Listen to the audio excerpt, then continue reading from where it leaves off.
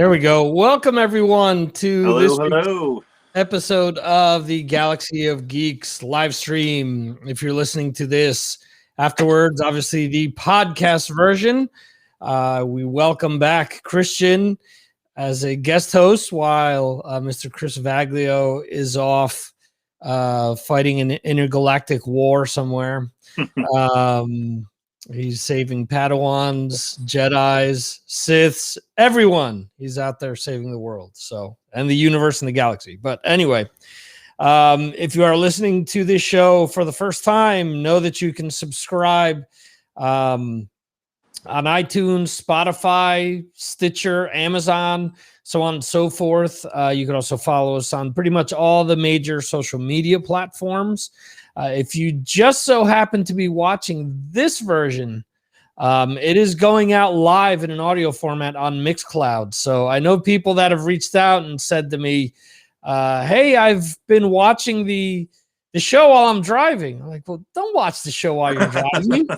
Listen to it. Listen to it. Yeah. So we have that Mixcloud option now so that you can listen to Mixcloud at least with this episode here. So a lot to talk about. Oh, yes. And yeah, it's been a very active week in the world of nerds. Absolutely. Obviously, we record every Thursday. And real quickly, I forgot to mention galaxyofgeeks.net, but that's your one-stop shopping place for everything regarding this show. And I actually revamped a good portion of the website last night. It was up till 5 a.m. working on it. So I hope you guys check it out and enjoy some of the things that I fixed. There were some things on the mobile side of things that just drove me nuts. And finally, I just reworked everything. And on a desktop and tablet, there's, everything has been reworked as well. I've tried to give it more of a more fitting feel for what we're trying to do here. So I adjusted a bunch of things. So we'll see if you guys go there. Awesome. Let us know. Let us know your comments. So anyway, so like I began to say before I had to digress there, we record this on Thursdays. So a few hours after Bad Batch drops, and you're usually up watching Bad Batch as it drops. And one of the joys of working from home, I don't have to worry about staying up too late. Yeah, well, same deal. That's why I can stay up till 5 o'clock working on the website. So, anyway, so Bad Batch, we finally got something, and it's funny because Chris can't be here to discuss this, but I know it's going to be a topic of conversation in the future. But Cad Bane. Yeah. Oh man, my face lit up like a little boy when I saw it. When I just, with the music, it's perfect. It's great. Yeah. I thought I'd see him later on in something else. I wasn't expecting him this early, but that's great. Yeah. So let me set it up on my end. I mentioned this before. My wife and I, when what ended up being Pietro showed up on WandaVision, I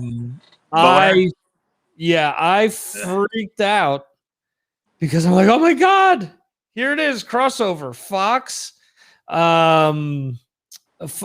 Fox's MCU portion crossing over into the actual MCU. And then, they kind of faked this out, or maybe they didn't, because we don't know where that's going to lead in the end. I did hear someone spotted Pietro in Loki somewhere, and there's been a leak that you see him like how the Peggy Carter cameo, right? There's a quick shot of Pietro getting apprehended by the TVA. Okay, so here's the thing. Now, again, we talked about this last week. Every little figure you see in the background that isn't quite clear, we're starting to say, hey, that's, Benicio del Toro. That's, so-and-so. There's going to be something that I'm going to bring up regarding that, also regarding Loki in a second. But yeah, so when Cad Bane shows up, I just immediately paused it and said, "Holy shit!" And my wife this time realized, she's like, "Okay, this is a big deal. Who is that guy?" So I explained to her and said, "Hey, we've been talking about this, on the podcast week after week. Who do we want to see show up? We want to see Cad Bane, and we want to see Hondo show up because we don't know what happened to Cad Bane, and maybe we're gonna find out because Cad Bane never showed up in Rebels. Yeah, that's true. That's true. Could the Bad Batch be Cad Bane's demise? Because they're gonna have to try to get Omega back, and maybe this is the reason why we never find out or we never see him again. Maybe the Bad Batch just do him in, and we don't see him ever again as a result. There was so much to take in here. Obviously, with that swerve with the Kaminoans, we found out that they were the ones behind the bounty hunter. Yeah. And then obviously we saw that Cad Bane shows up all the way at the end, takes out Hunter. Almost with minimal effort, and Hunter's as skilled as Hunter is, he just took him out. Which is why I think that, if you get all 5 of them or all 6 in the end, if we get Crosshair back, because I think we're going to have to get Crosshair back at some point in time. Or he's going to end up taking Omega back to the Kaminoans. Maybe it's Crosshair who frees Omega from them because he realizes, wait, something's not right here. The last time I saw her, she was with them. Or maybe, his chip goes off. She's a traitor and he wants to try to kill her, and they deactivate his chip. And that's when his regular logic kicks in. There are a few different ways here that maybe Crosshair's the one that liberates Omega from the Kaminoans and from Cad Bane. And then now we have Fennec. Obviously they're each trying to get the bounty on their own, so they're not going to be working together. What if there's some sort of Fennec Boba Fett on the Bad Batch's team, kind of team up against Cad Bane or something like that? It could go anywhere. Yeah, but it's I really would. I think Cad Bane's perfect for Mandalorian, since it's that perfect Western, the space Western feel. But I do think he's not going to make it through this show. I think they might take him out. Yeah, if we didn't see him in Rebels, there has. I think he has to. That has to happen. But man, like I said, I'm just hoping that we all of a sudden, hello, my friend. We get Hondo to show up, and he somehow ties into, or maybe Hondo's the guy that's Sid's, the person that hired Sid for the battle droid. So I don't know. There's so many different ways. That was episode 7, if I think so. Yeah. So this week, yes, it's 7 because it's 16 episodes, and I remember seeing on IMDb that this week we would reach the halfway point at 8 episodes. Yeah, that's true. So it'll be very interesting to see what the rest of this leaves us. Another thing we saw Crosshair get messed up by the end of the episode. Right. But he got his eyes were he had that Sith yellow almost to him. Yeah. And he was wearing the breathing mask and everything. So I wonder where that's gonna what direction that's gonna go if if they give him some rad kind of Vader armor or something like that, Oh my God. What's the name of the one bounty hunter who's all bandaged up? Oof. I don't know. I can't think of it off the top of my head. Yeah, there's one. They made him into a figure. Well, I remember the original idea for the Death Troopers in Rogue One were that they were corpses almost reanimated or something. And then they kind of went back on that. But that would be cool if, like, Crosshair becomes maybe the first Death Trooper. And, like, that's why, because they made him all lanky and different looking for, like a reason, And I heard the original idea was that they were kind of, like, almost brought back cybernetic bodies inside of the suits. So maybe they could, use Crosshair as the first Death Trooper. See, I should have looked this up. Well, this actually just came to mind. All right, so here's the picture.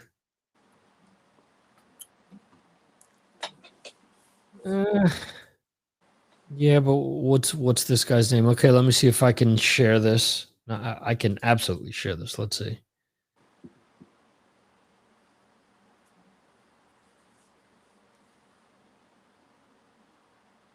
So who I'm talking about is the guy that's next to Darth Vader. Oh, yeah. Yeah, I can't think of his name. Let's see if it says it here.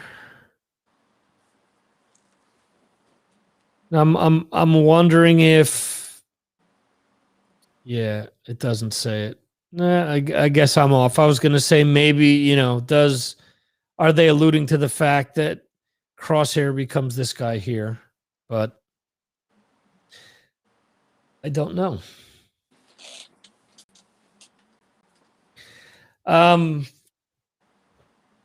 What else did we get? Well, that whole scene though where he gets burnt was so badass. Yeah. Because they light the charges as the engine is coming on.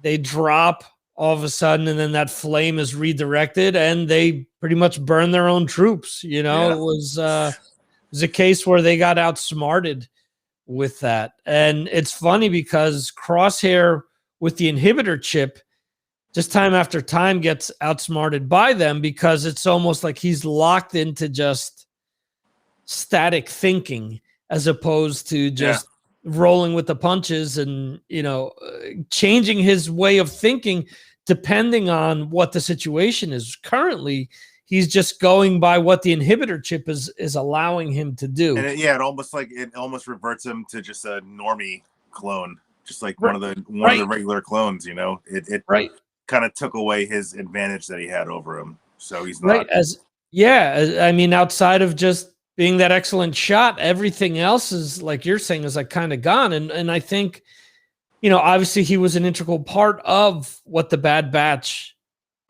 is, so obviously each one of them plays a pivotal role in what they do. So that's why I think you're going to need to reincorporate him somehow. Yeah. But I don't know. A question that I proposed to Chris, since we're almost at the halfway point here. At this point in time, do you think that this is a one and done series, or are we going to get multiple seasons? I don't know. I feel like we brought this up last week too, because I'm still on the fence. I would love to see it go on. Right. But, if we never heard of the Bad Batch and Rebels, that's another kind of sign where it's like, oh shit, maybe they might not make it through, and that might be the big tragic ending. Because as I said, from what I've heard of people that have seen the entire series, they said the last 2 episodes were complete tear jerkers, and that doesn't sound good. Could it be that much like Rex was off, that he disappeared? Could it just be that whoever survives just goes off and just goes into hiding, and just doesn't, So I don't know. I don't know how it's going to end. It's going to be a slow build to get there, but could these characters come back in any of the other series though? Because now that we're establishing them, could we see them like I mentioned to you previously? Could we see a Sylvester Stallone as as a hunter, in the Mandalorian or something, Mandalorian or Ahsoka or something like that? That would be awesome. Yeah. So awesome! Looking forward to tomorrow's episode. Let's just see real quick on IMDb if we have a title yet for the episode. Yeah, as I said last week, the only title leaks I saw were for the last 5, I think. Someone leaked the last 5 episode titles, but nothing in between. Well, but a lot of times when they do these leaks, they're not always confirmed, so I've seen with other series where it doesn't work out, for it to really divulge anything. No, it just says episode 1.9. Yeah, okay. So I'm seeing after that there's Common Ground, Devil's Deal, Rescue on Ryloth, Infested, and War Mantle. Yeah. Well, we'll have to see. Devil's Deal is the one that that's the one that has me intrigued. Working well, could be them doing like one last deal with Sid or something like that. Yeah. Or I mean, who is our favorite red Star Wars character with horns, Maul, yeah. Good point. Now here's another thing. What if they've swerved us with who Cad Bane is working for? And maybe Fennec is the one that's working for the Kaminoans, but Cad Bane is actually working for somebody else. That would be cool. That would create quite a situation there. Yeah, and imagine that would be a good way to have Fennec and Cad Bane kind of square off, Yeah, well, imagine Tarkin being the one that hired Cad Bane because he secretly found out about what Omega really was. Yeah.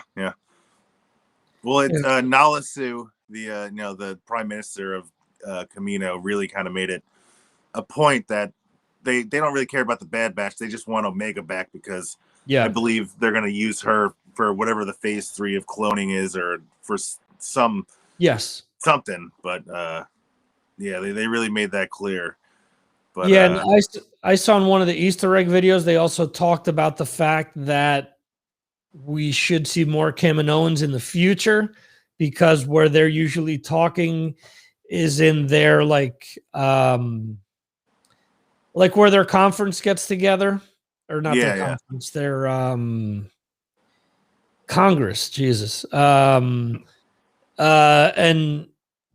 they were saying, and I forget the name of the guy that Tarkin left behind, but they said, if you really look at it, like, he's a lot smaller than them. The chairs are bigger than he is, and they look down upon him, even though he thinks that, he's in control. Is there a possibility that the Kaminoans just snuff him out and that maybe leads to them not using the clones? I mean, there's so many different things that we can where this can take us. This almost has more branches than the timelines that we've seen in Loki.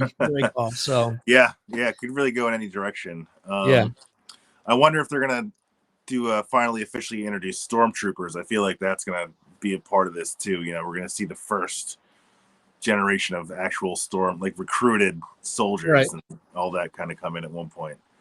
Yeah, well, it's funny because you brought up the Death Troopers. They talked about how those first few troopers that were with Crosshair were the beginning of the Death Troopers, but they kind of laid off of that, so I don't know if that's definitively going to go in that direction or not, but we shall see. We've got a few episodes left. We've got half the season left to figure it out.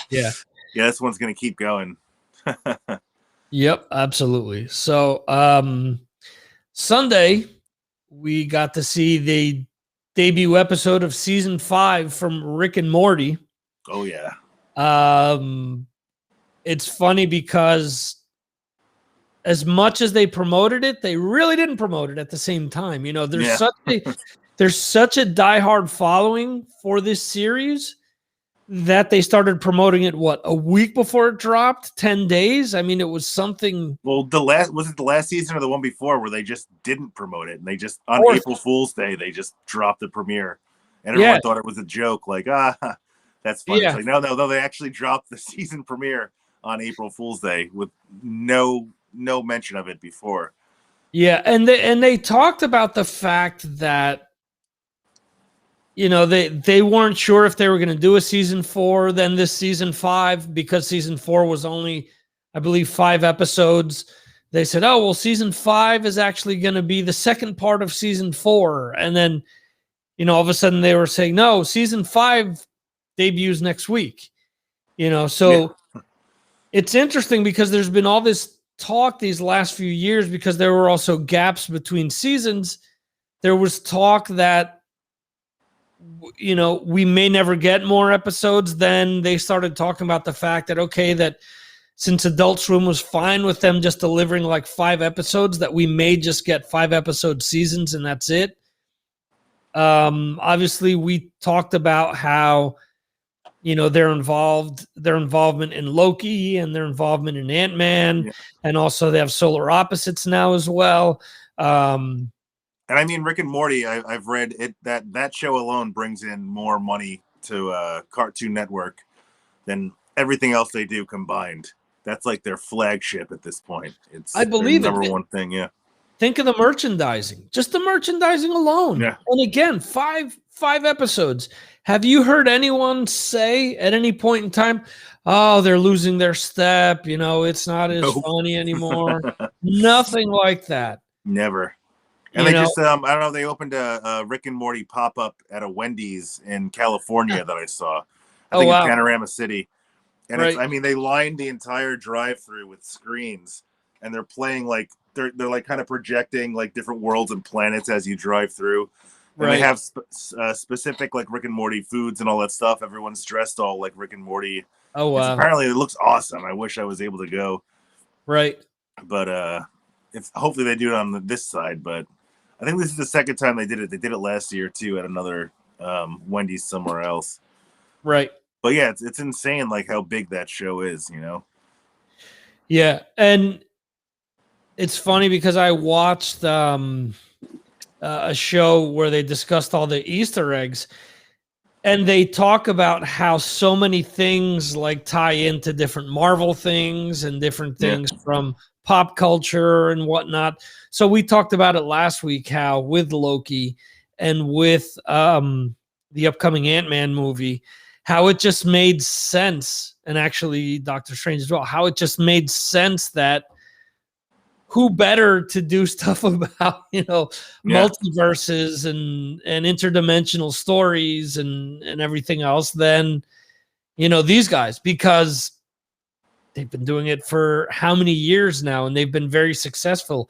And again, as opposed to what DC has done, they find people that are interested in the subject matter. Yeah. So even though these guys are rooted in comedy, there's so much that has to do with comic book stuff that it's just so easy to bring these people in to, you know, write treatments for different stories, write series, you know, and they're uber popular. So I mean, well, they're so good with just, you know, creating this like vast wealth of characters, like original characters, and then adding that. I mean, there was 14 generations of stories in this one episode of Rick and Morty. Right. Like each time Morty went back was a whole completely different, fleshed out, like thick story. You could have made a full-length movie out of each and every one of those. Right. It was 25 minutes. But now with the Marvel stuff, Marvel has all these characters that are already, you know, well established, and everyone knows they have their lore. So they're just throwing this wealth of characters at them. They don't have to create all this original characters or anything like that. Now they just have to write the crazy story with all these other characters. So I feel like they're going to just do a great job. And I love how Lord Nimbus was just Namor. It was just such a shot at Namor. It was, yeah. I loved it. Namor mixed with Freddie Mercury. The second I saw that, I'm like, this, because there's a Queen video. I don't remember the name of the song, but it's off of the album The Works. And Freddie Mercury is kind of wearing something similar. He's got a red codpiece on as well. So I saw that instantly, and I'm like, wow, this is, you know, an amalgam of Namor with Freddie here, with you know, how he was acting and the things, the actual, the sexual entendres that were going on and everything else. So it was just so cool. And it's funny, my kids are always begging me to watch episodes of Rick and Morty because they see, the different things. They're like, I want to see this. And as I finish watching the episodes every week, it's like, is this one I can show them? Is this one I can't show them? And 9 times out of 10, it's like, yeah, no. There's I mean, it's on Cartoon Network. It's better because they at least censor a lot of the language. So I feel like maybe for kids that's a little better. But I mean, if you watch it uncut on Amazon or something, it's just so raunchy. Yeah, but it kind of reminds me of like when I was a kid, because I grew up with like Ren and Stimpy and Beavis and Butthead in that era. And like that stuff like pushed the boundaries too. Like when I go back and watch that, I'm just like, holy shit. Like I can't believe I watched this when I was 6 years old, Yeah, there's a lot of stuff that they slid in under the radar that I think a lot of people didn't, pay attention to. But we get it over here on HBO. So it's completely uncut. Yeah. But yeah, I think there's like 2 episodes we've shown them out of everything. The one is the I like what you've got. Show me what you got. Yeah, show me what you've got. I like what you've got. Where they do the get swifty. Yeah, like the galactic karaoke battle, That one I've seen multiple times with them, and then I think that I saw the other one that I showed them was, I think, season 4 season finale. But so many twists and turns again in this episode. We need a whole hour just to discuss everything that happened in this. Right. I mean, we finally get Morty and Jessica together. They finally kiss. Yeah, and then she's gone. And then he turns her into a time god, and he just loses her. Just screws it up yet again. Yeah. Yep.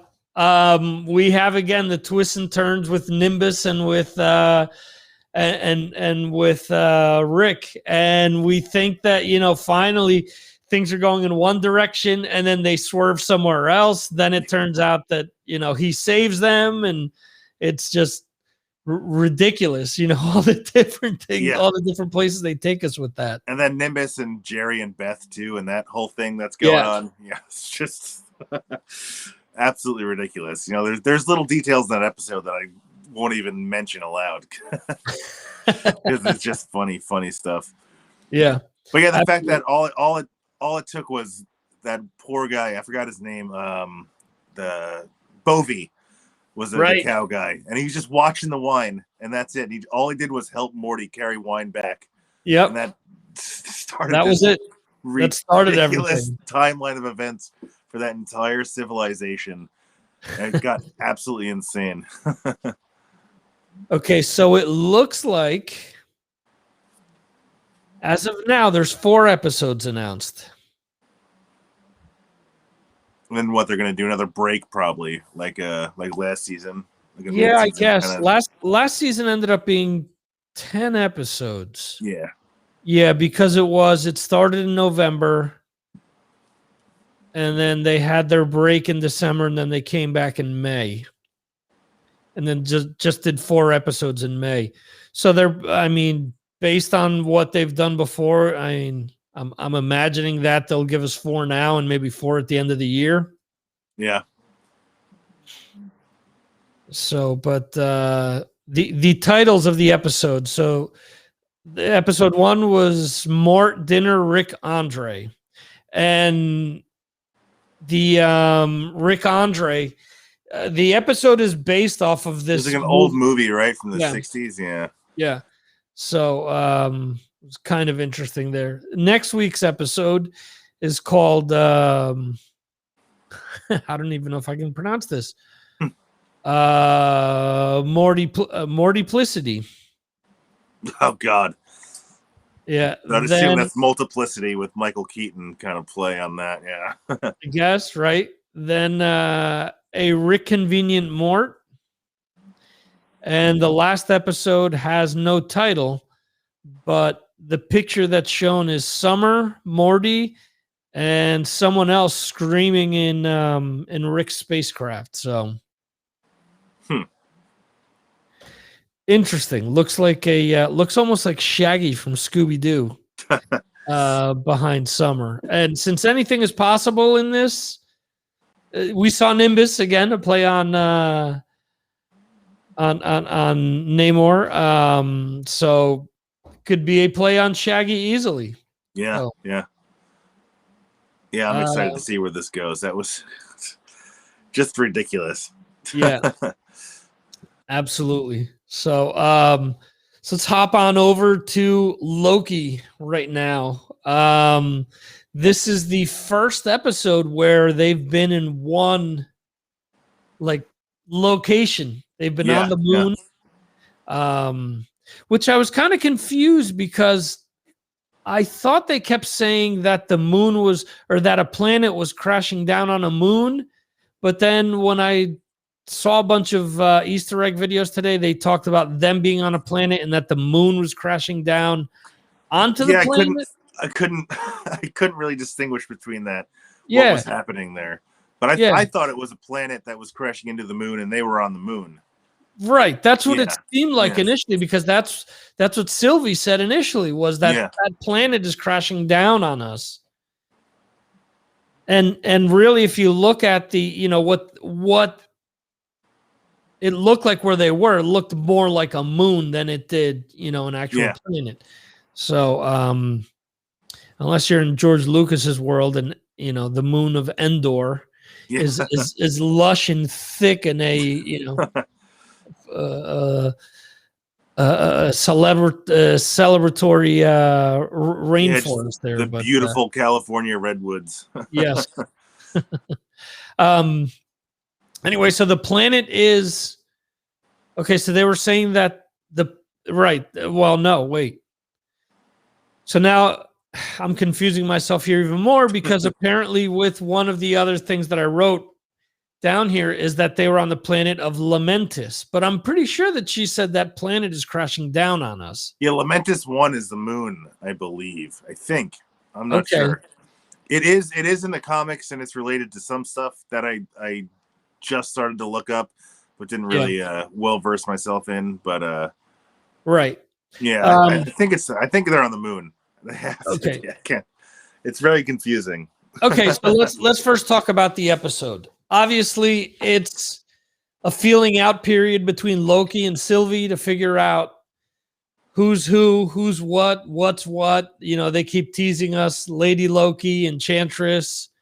What is it? There's so many people that are dead set. No, it has to be Lady Loki. Other people that are saying, well, it's a hybrid of Enchantress and Lady Loki. But you said it last week when you brought it up that Sylvie Lushton is the name of the second Enchantress. So it was Sylvie Lushton is the name of the second Enchantress, but another eagle-eyed viewer, when Loki goes through the papers, her name is listed as Sylvie Laufey daughter. So like Loki is Loki Laufey's son. Laufey daughter is the name of the daughter in Norse religion. So right. It still seems like she's. I really think it's a hybrid. I think they kind of just combined it, because she said that I go by Sylvie now. It's called an alias, so maybe she's just using a different name, and it's kind of a nod to Enchantress in a way with her powers and that. Right. But we'll see. They released a little behind the scenes, and they showed clips from next week's episode, which show a young Sylvie getting arrested by the TVA, and she has like jet black hair, so it's almost as if she dyed it at some point. But there's a lot of shots that kind of hint to where they're going in that. Okay. Or swerving away from where they're actually going.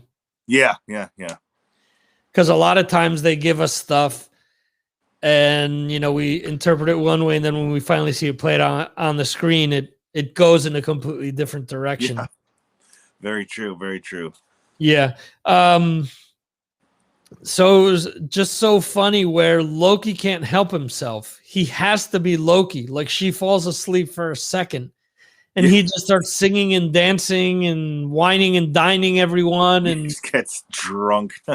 just gets drunk and gets caught and gets thrown off of the train, which means that the TEM pad gets busted, which means that their only hope is to get on that the Ark.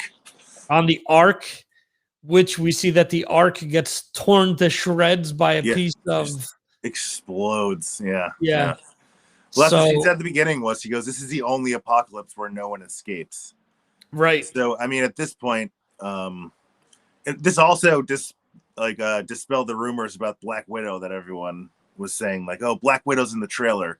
It's like, no, it's clearly them on Lamentus sitting next to each other. You know, you already got the shot of that it's Sylvie and it's not Black Widow and Loki in a different timeline. You know, because that was like a huge thing from the first trailer. Everyone thought that they saw that's definitely Natasha on Vormir, but it's like, no, it's Sylvie. Finally, kind of hammered that out for us. Yeah, why? But I mean, I didn't hear that, but why? Even if that were the case, why would they pull that card now? Makes no sense. Yeah, makes zero sense. I mean, we talked about it last week. Could the reason that they purposely waited on Black Widow is that, you know, they're going to reverse everything on Vormir and all that stuff, and or that this Black Widow that we see in the movie is from another dimension? She's not from our Earth, so that's why she's living on. I mean, are there implications with Loki, and that's why they've waited all this time? Because if not, given that they've released Mulan, given that they've released all these other things on Disney Plus already, you would think that unless there's a storyline implication, they probably would have released this, because Mulan would have been a huge movie in the theaters. Yeah.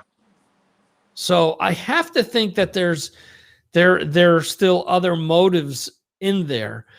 Now, this is again, how do they, you know, like you said, nobody gets away. How do they get away? Do the TVA show up to? That has to be the only way. There is another clip in that behind the scenes that shows Sylvie with the neck brace on. Okay, so they get apprehended. I'd assume that they have to just get caught by the TVA and they get brought in, and that might be the only. I mean, that's the only way I could think of that they could get out of there. Right. So. But yeah, there's a lot of interesting things. You know, as we theorized last week, we found out that all the agents at the TVA are variants with their minds erased, and because Loki says, he goes, well, they don't know that.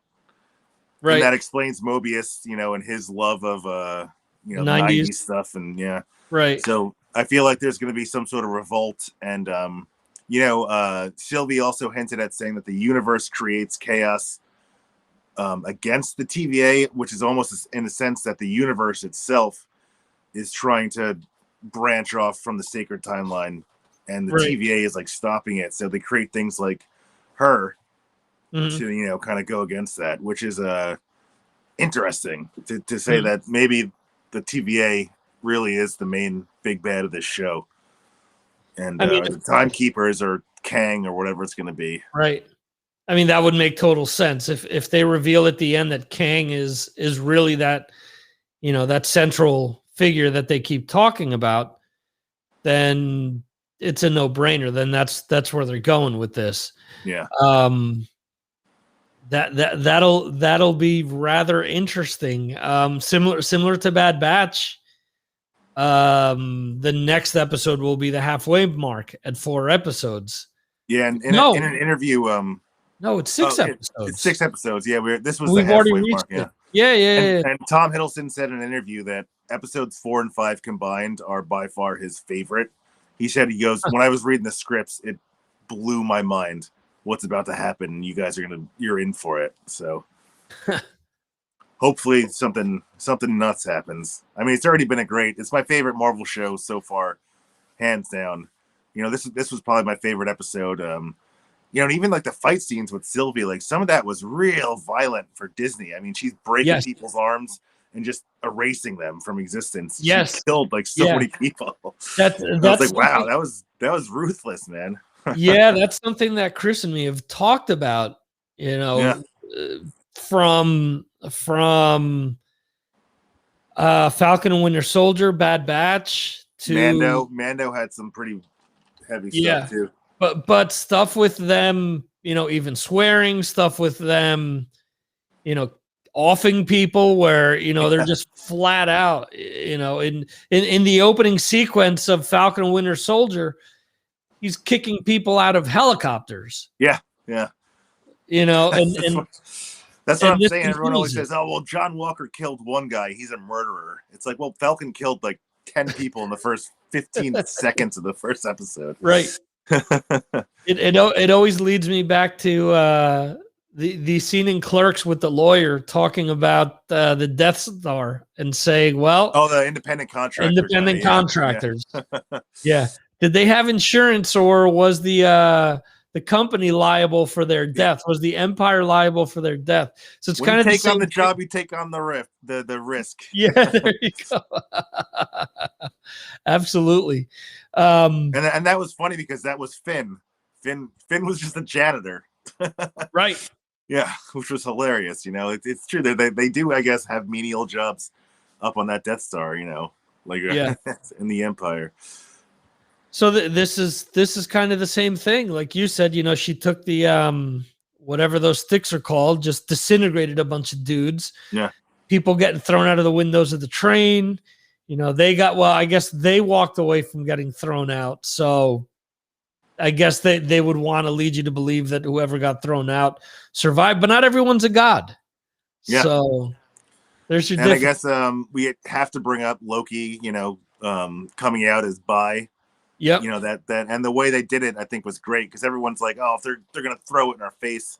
It's like, no, they did it perfectly. Like, you don't have to focus. You just meant the way they mentioned it. It was great. It's like, yeah, I mean, Loki is historically in Norse mythology and in the comics has always been that way anyway. So right. But I did see it upset quite a few people online. There's a lot of hate, homosexuality going on in the comments on a lot of this stuff, which is really, it's a shame, but it's expected with all these assholes out here. So yeah, I mean, it doesn't make sense. Like you're saying, if it's already built into the stories, what's the problem? It's like the day that Wiccan comes out as being gay, you know, exactly. All of a sudden are people going to be up in arms? He's been gay in the comics. America Chavez she's gay too. So, and she's going to be in Doctor Strange. Right. So, yeah, it's a silly thing for people to get upset about, but it's also, again, it's definitely expected for people to get upset about that. But it's, you know, like you said, it was done as a, you know, it wasn't like an in-your-face type of a thing where they're, you know, going outlandish with it. It was just like a matter of a fact thing. Like, yeah, I am. So what's the big deal? Yeah.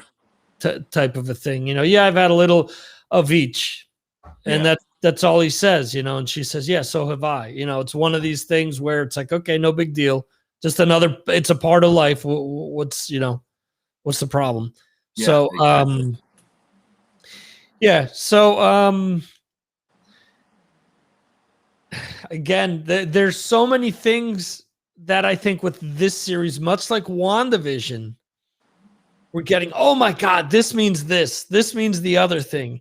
You know, they're obviously working on bringing this in. You know, obviously we're going to see Peter Parker show up in this series. Obviously, we're going to see Doctor Strange. I'm like, didn't we already go down the Doctor Strange route with WandaVision? Haven't we done this already? I feel like I've been here before. You know, to quote Iron Maiden, it's ridiculous. I think it's gonna be just like the other two, except it'll have more connections to the future of the MCU, right? As opposed to it'll set more stuff up, but not in the sense of like bringing in all these characters. Well, that's what they talked about after Falcon and Winter Soldier. They were like, well, this was going on in New York. Where was Spider-Man? And they talked about the fact that if Spider-Man was brought into that story, automatically he would have taken over. It would have been such a big deal that people would have forgotten about Sam, would have forgotten about Bucky, and it would have all focused on Spider-Man showing up. Yeah, exactly. So, I mean, I get it, and I get exactly what you're saying, where they're just laying the groundwork for where we're going. And that's what they've done so far with all this series that have come out. If you really think about it, again, Falcon and Winter Soldier were supposed to be first. Yeah. Then it was supposed to be WandaVision, and then it was supposed to be Loki. So you almost got one side of the MCU going with Falcon and Winter Soldier, and then you would have gotten all the, all of the multiverse stuff starting in WandaVision, continuing through, Loki, and then continuing on to Doctor Strange. It'll be interesting to see because I believe the next series to debut is gonna be Hawkeye. I think so. Yeah. So they're kind of, and this kind of works too, because if you think about it, they're flip-flopping the types of stories that we're getting: WandaVision, Falcon and Winter Soldier, Loki, then Hawkeye. So we're getting, multiverse things mixed in with just like straight up Avengers type stories. Yeah. It's two different things, but it still all ties in. So it's awesome. And Florence Pugh is confirmed for Hawkeye as well, as Yelena Belova. She's coming back for that show, which is awesome. Which is going to be right after Black Widow. Yeah. So that you got to see Black Widow first, I'm assuming. So they're really kind of lining it up. But I forgot the original lineup in terms of movies, because it was supposed to be Falcon and the Winter Soldier, then Black Widow, right? In the initial release date, because that was supposed to come out before WandaVision or Loki. Yeah. Right. But now they switched Black Widow and Loki, so it's weird. So maybe it doesn't have anything to do with it in that sense. Maybe it's its own thing. I don't know. I'm trying to think, because the show that got put on pause the longest was Falcon and Winter Soldier. So that's why they already had WandaVision in the can. And I guess they determined that there wasn't enough of a crossover for it to, and they're really, I mean, in the grand scheme of things, it ties in, but it doesn't at the same time. Like each one of those can stand alone without really affecting each other's storylines. Maybe down the road, there will be points where we say, oh crap, I just realized that in, Falcon and Winter Soldier, this happened, which ties into this other stuff. But also we had to have Falcon and Winter Soldier before, because Valentina shows up in Black Widow. So there's a direct crossover with that. And I'm assuming you already mentioned the thing with the rumored Red Widow showing up in Hawkeye. Yeah, exactly. So again, that's a story arc that's going to continue one way, while the multiverse stuff is going to be continuing in another direction. So the one last thing that I wanted to touch upon with Loki before we get on to quick hits is that the rumored Silver Surfer implications with Loki. So apparently we get back to Lamentis, and Lamentis has ties to a big bad from the Fantastic Four called Annihilus. Oh, yes. That's what I was thinking of earlier, Yeah, so apparently Annihilus comes from the planet, and Silver Surfer did battle with him and a few of Galactus's other minions in that area before the Fantastic Four got involved with them. So again, the rumors, oh my God, Silver Surfer's going to show up. That would be pretty rad. I mean, that would be out of left field to do that. I mean, I don't know if it's going to happen. I'd probably put my money against it, to be honest. But it would be pretty cool. I feel like they're going to get right off that planet within the first probably 5 minutes of the next episode, though, and that'll be that with it. Yeah. And real quickly, you mentioned in the chat that we were talking between us. You mentioned that one of your predictions came true with this episode from last week. Oh yeah, that was that the agents were all variants, because we brought that up last week. Yeah. So there you go. If you listen to us, we sometimes get things right. So, but no, that's sad. So I'm trying to. I wonder if they're going to revolt against the TVA, and it's going to be this huge thing, you know. Could be. I'd love to see Mobius team up with both Lokis in a sense. And but it shows, as it says, like she said, she's been running from the TVA for her whole life. Right. And then, as I said in the preview clip, they show her getting arrested as a young, like 6-year-old by the TVA. So somehow she got out initially, and people are speculating that maybe Mobius might have been the one that kind of had some sort of like felt bad for her and like let her go initially, or someone there had to have helped her escape the TVA. Or again, if they already know how everything works out, maybe that's where we get a king showing up, and he's the one that's letting them go because he knows that leads to his ultimate rise. Yeah, possibly. So I mean, I think in the end, Kang is confirmed for Ant-Man 3, so we're going to see him at some point. Does it make sense to, bring him out now? Or do they just lay the groundwork where we're going to see additional things in Spider-Man, or we're going to see them in Doctor Strange, where he finally comes to, takes a step forward there. Again, it can just be something as simple as an end credit scene where he shows up. He doesn't have to really do much more.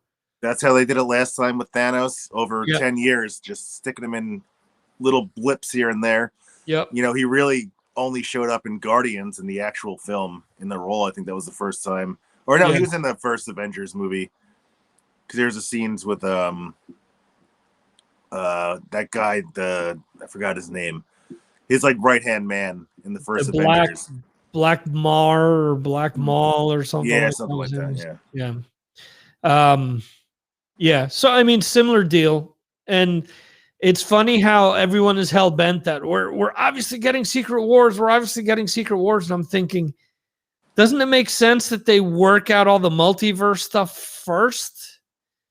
Because I don't know that you can kind of put multiverse stuff on pause and then jump to Secret Wars. Although what I read was that with the 2015 Secret Wars, it was put together because they wanted to kill off the Marvel Ultimate series. Yeah. So they had the Ultimates who were from Earth 620 go against Earth 606 or whatever. Yeah.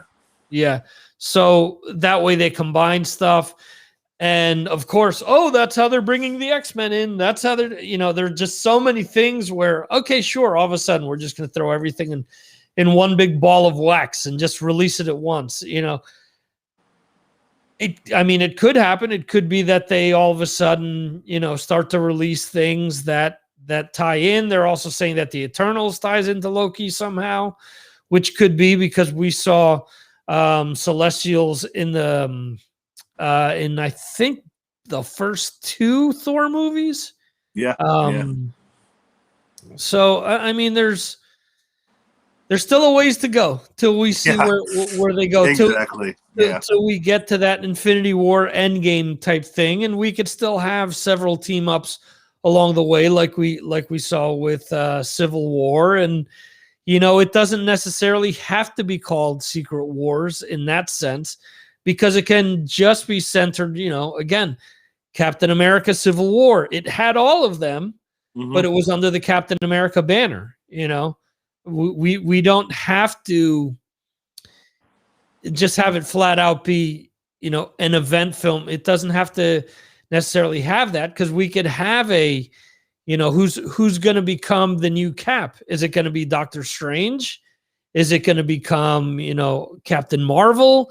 There's a lot of different ways that they can go with it. Is it, it could also be Spider-Man ultimately, if we work something out with Tom Holland and whatnot.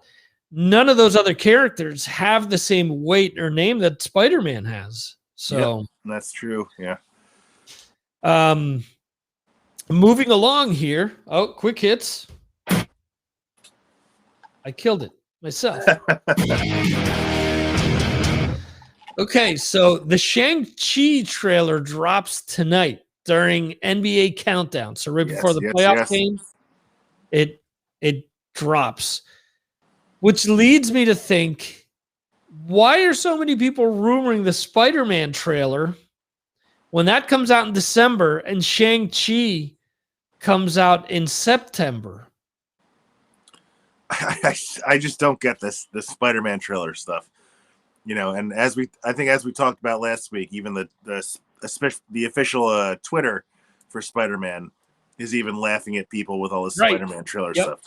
But yeah, it makes way more sense for Shang-Chi to come out first. And as we said last week, I think if they're going to do the multiverse thing with Spider-Man, they probably should show Loki first, Right. And they'll probably attach Spider-Man to Black Widow, if anything. And we may not see it till Eternals, let's be honest. Yeah, or that, yeah. Because the Shang-Chi, we've already seen, I think, 2 trailers. This is the 3rd trailer for that. And with Black Widow, we saw how many trailers beforehand as well. So Eternals, like 2 years of trailers for Black Widow. Yeah. Eternals, we've seen, I think there's a US trailer and an international trailer that have come out. So there's still a few more Eternals trailers that will probably drop before we even sniff Spider-Man. Yep. It could be what you're saying, Black Widow comes out first, or maybe they have a deal with Sony that because Venom drops in September, that until Venom drops, we're not seeing anything related to Spider-Man to not confuse people. Yeah. So that would lead more credence to what we've been talking about with it coming out when the Eternals drops. Yeah, that's true. Well, then, Sony has that chance to, drop the Spider-Man trailer with Venom and with either Shang-Chi or whatever else coincides with that release. So you can just put it anywhere. And I agree. I definitely think, there's a lot of good stuff coming out this year, but obviously Spider-Man 3 is probably the most hyped superhero film of this year. Yeah, because there's so much biggest speculation. One, yeah, and the name, like we said, it's out of. Listen, for how many years where the barcode was when you subscribed to comics, instead of the barcode being there, it was Spider-Man's face. Yep. There's a reason for that. You can argue it, with the MCU and with Robert Downey Jr. and everything else, that Iron Man kind of took, Iron Man was never a secondary character, but he was never at the level of a Spider-Man.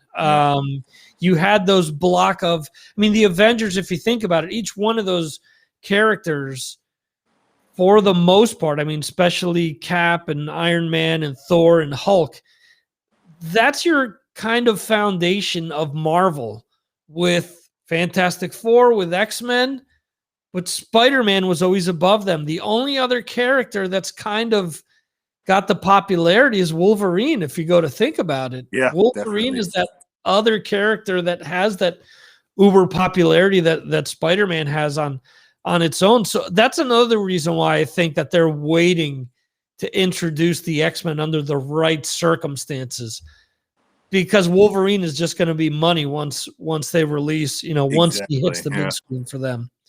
So continuing the Spider-Man rumors, we've talked about a lot of different things, like whether Daisy Ridley would be interested in playing Spider-Woman, but now they're starting to rumor the fact that we may see, similar to Into the Spider-Verse, Spider-Gwen maybe in Far From Home, and maybe she's the wild card that helps, Peter Parker kind of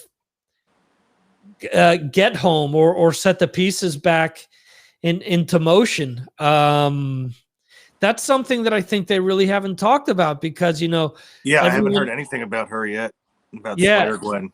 Yeah, well, outside of that, have they really talked about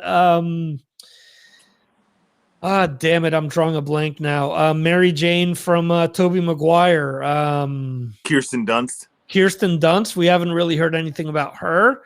We haven't heard anything about what was the actress that was Gwen Stacy. Is Emma Stone. Emma Stone. There you go. Okay, so we haven't really heard anything about Emma Stone either. So I think that would be equally as big as seeing, Tom Holland with Tobey Maguire and Andrew Garfield.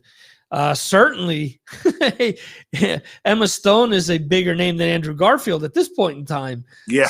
So, I mean, having her take over as, as kind of a lead character and someone that comes in to save the day, I don't see that far from the realm of possibility, just because of, the cachet that Emma Stone has. She just did Cruella for Disney. Yeah. So it really isn't that far fetched. I think it's more of a better chance for it to be Spider-Woman, in the sense that it was officially announced that movie is what Olivia Wilde is directing for Sony. Right. They officially announced the Spider-Woman thing.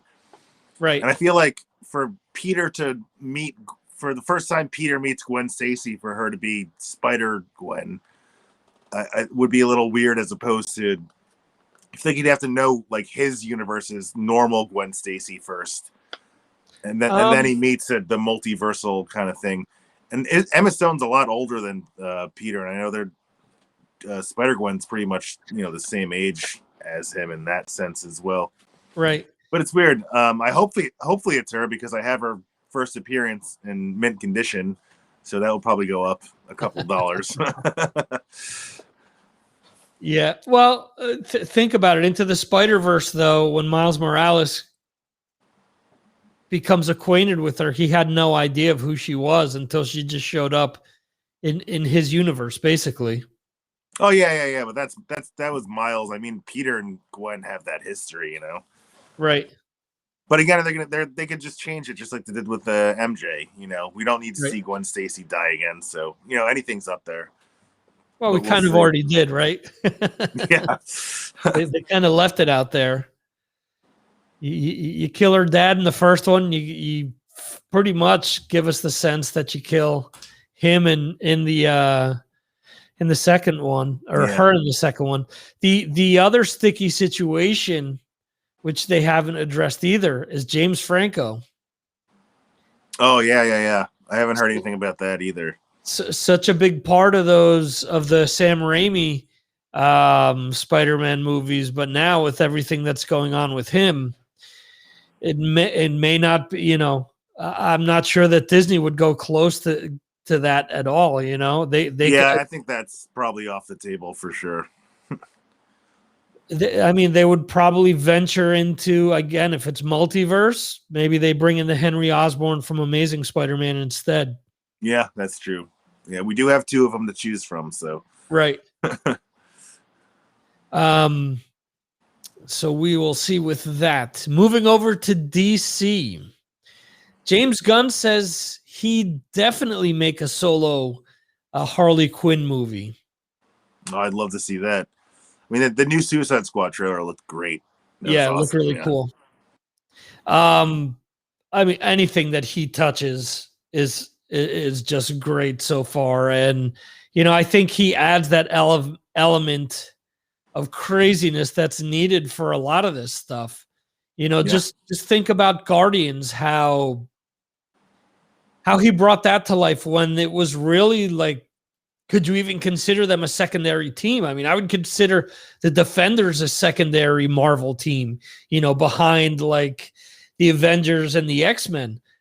But Guardians, they would be so far down the food chain. Yeah. But to think that they were brought to life and was such a big hit, give him an established character like not like a Gwen Stacy, Jesus, a Harley Quinn, who's just bonkers and off the wall. Dude, I think that movie would be just crazy and entertaining, at the same time. Yeah, so I think I heard someone say James Gunn's the only person that could make a movie that exciting with a starfish fighting a clown girl and a shark in a bathing suit. He's the only one that could pull it off. Yeah. Yeah, I don't get it. The only like flack that I've heard regarding his Suicide Squad was, the King Shark looks so much better on Flash. It's like, well, the one on Suicide Squad doesn't exactly look bad. It's just a different iteration. You know, it's kind of like comparing, you know, different Batman costumes or different, you know. I don't know. Stallone doing the voice, so come on, you can't get better than that. There you go. Something that we talked about before starting the show. Harrison Ford gets injured making Indiana Jones 5. Unbelievable. This poor guy. He just keeps getting hurt on every shoot that he's on. Yeah. In Force Awakens. You said it was he injured his ribs or something? It was like a rib injury? Yeah, I just saw that he had gotten injured. I honestly just like skimmed over the story and I don't know if it was a rib or it was the shoulder. I don't recall. Oh man. Poor guy. But I mean, he's had a history of he's had a history of injuries. He also he was injured in what the heck movie was that? Not Night and Day. I'm trying to think the one movie that he did with Anne Heche where they were no, I can't think of it. He injured his shoulder. Okay, in the course of rehearsing for a fight scene, Harrison Ford sustained an injury involving his shoulder. Production will continue while the appropriate course of treatment is evaluated, and the filming schedule will be reconfigured as needed in the coming weeks. So what that leads me to believe is that there's enough shot already that he doesn't have to be on set and they'll continue to shoot. Yeah, everything without him, yeah. Yeah, that where he's not involved. Because, I mean, we don't know where this franchise is going. Is everything going to move forward with someone else taking over as Indiana Jones, telling other stories? Are we going to get like a young Indiana Jones? Or are we going to get somebody to take over? You know, there was the whole son of Indiana Jones thing that was teased in the previous one with Chris Vaglio's favorite actor, Shia LaBeouf. I can honestly, openly say that I never saw that one. I just avoided it. It got so much hate that I was like, I don't even want to put myself through this. I saw it with my kids not too long ago, but previous to that, I hadn't seen it specifically because of the South Park episode that they had based on it, where they said that their childhood had been raped due to how bad the movie was. Yeah. So, I don't know. We hope Harrison has a speedy recovery. Of course. But he's got to be careful with all these high action scenes. So we'll see. The last point, Transformers: Rise of the Beasts is apparently the title of the next movie. I have to say that Chris and myself loved the Bumblebee movie. Yeah, I heard it was really good. Yeah, I haven't seen it.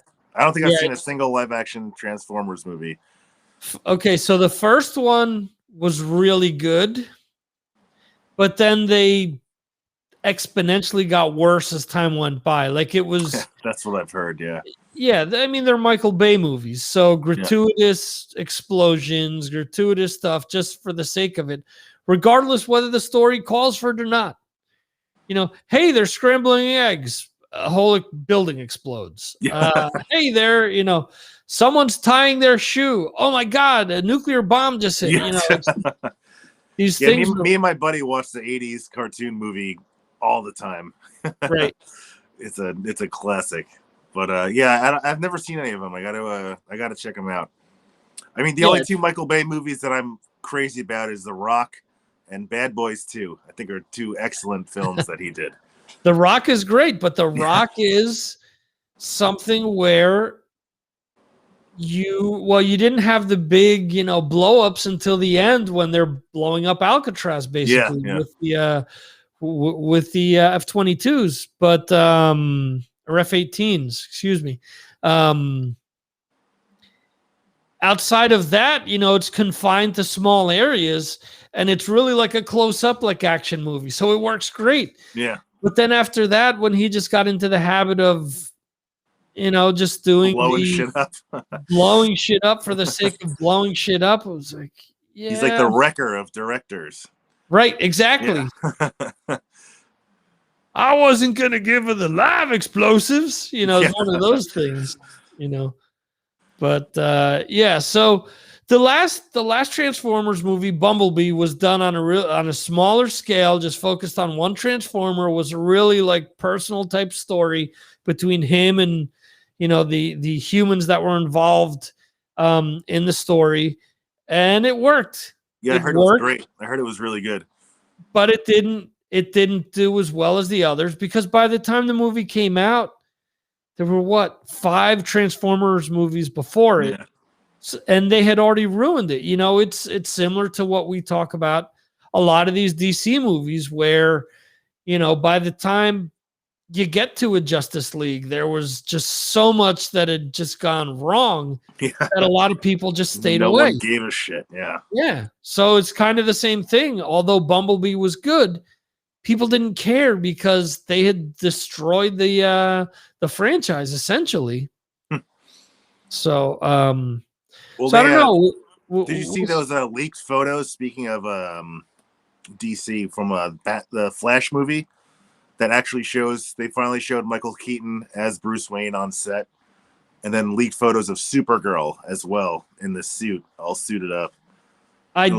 Looks pretty cool. Yeah, I haven't seen that. I've gone over, I've seen links to it. I haven't checked it out. I mean, I don't know. It's just so weird that, and this isn't a knock against Ezra Miller, but you have a successful series on TV. Why recast and why get people, and it makes me feel that they're purposely ending Flash now just because they're going to be releasing this movie, to sort of say, okay, this is done and over with. Now focus on this Flash. This guy's done. Yeah, that's what it's. I just have no idea what goes on in the meetings at Warner Brothers Studios, or I don't know how they plan this stuff out. Yeah, it doesn't make sense at all. It's a headache. I mean, just by looking at what Marvel is doing with these series now, you don't need to have Flashes up to season 7, is it? I think so, yeah. I think I bailed after season 4 because it was just the same thing over and over again. Oh, wait, he's battling another speedster. Oh, wait, it's another speedster. It's like, are there no other villains, that they can pull in to give us something different? And by the time that they brought someone in, when they brought the Thinker in, I believe it was like, I'm done already, because half of these characters are just annoying at this point. Like, they made Iris such an annoying character. And now the Thinker is in Suicide Squad as well. So it's... and I'm assuming it's a different actor, because the guy with the plugs in his head in the trailer, that's the Thinker in Suicide Squad as well. Yeah, so I believe, and I hope I'm not screwing this up, but the Thinker in the Flash is a guy that has like a headset on and is basically in like, he looks almost like their version of Professor X. So it's kind of different, but I don't know. It just, to me, it doesn't make sense that they do this kind of stuff when they're successful. When they're successful in one thing, why confuse the audience? Yeah. I mean, they don't know what they're doing. They have because here's the thing. Okay, they already did Flashpoint on TV, so now this is apparently going to be Flashpoint again. So it's kind of akin to X-Men's Phoenix saga, where we've already seen it play out on every single animated series. We've seen it play out already in the movies twice. Yeah, X3 and Phoenix, of course. Yeah. So, I mean, it's kind of the same thing. Well, let's just do Flashpoint again. There just comes a point where you have to say, okay, we've tried it 18 times. It's not going to work. Yeah. You know, so, I don't know where DC is going. I mean, they keep rumoring all this stuff. Oh, they're going to sell off to Marvel. I mentioned this to Chris a few weeks back. I don't see that happening because Warner Brothers has so much money that even if DC doesn't do anything for them, it really doesn't matter. Yeah, they'll be fine. You know, could Disney say, hey, we'll buy them or we'll do a joint thing like we did with Sony on this? Could something like that happen? Anything is possible, but I doubt it because the way that the schedule is full, I would honestly see that it would make more sense to buy Sony outright of their characters than them going after DC stuff. Of course. Yeah, that makes way more sense. Yeah. I mean, there's been cool DC Marvel crossover comics, but it's always just a cool, fun little thing. It shouldn't. Right. It's not. If they do a video game or something, maybe like an animated kind of movie, that would be fun. But right. I don't think they'll ever do that live action. You know, you'll never see Spider-Man and Batman on the same screen. You know. Yeah. Well, Dr. Doom and Darkseid team up, so Spider-Man and Batman are, I don't know. It's difficult thing. Yeah. And then you have Captain Marvel and Captain Marvel back to back. Yeah. So in any event, I want to thank anyone who's listened to the podcast of this or watched us live or watched the replay up on YouTube. I want to thank you, Christian, for filling in for Chris while he's been out these last few weeks, and hopefully we will have you back on shortly. Maybe we can do a three-way dance with the three of us here. Because there is plenty of material to talk about. So there's no shortage of that. But I appreciate 3 shows left before the next cast. Yeah, there you go.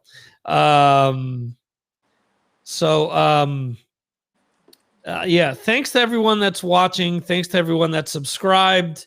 Share this, like it, tell your friends about the episodes, about the show, about the podcast, about the live streams, and feel free to chime in and let us know what you think. Again, go to galaxyofgeeks.net, which is where you have all the links to all social media and all of the various video and audio platforms where you can check us out. With that, we're going to bring the show to the end. Do you have any parting words there, sir? I just hope everyone had a good time and enjoy the rest of your day. Awesome. Keep it nerdy. Nerdy and dirty. So on that little note, butthead wants to say bye. There you go. Special Agent Scully. Cool. So on that note, we have Han help us lead us out of the show here. And on that note, we say see ya. Until next time, right here on the Galaxy of Geeks live stream and podcast. Good night, everyone.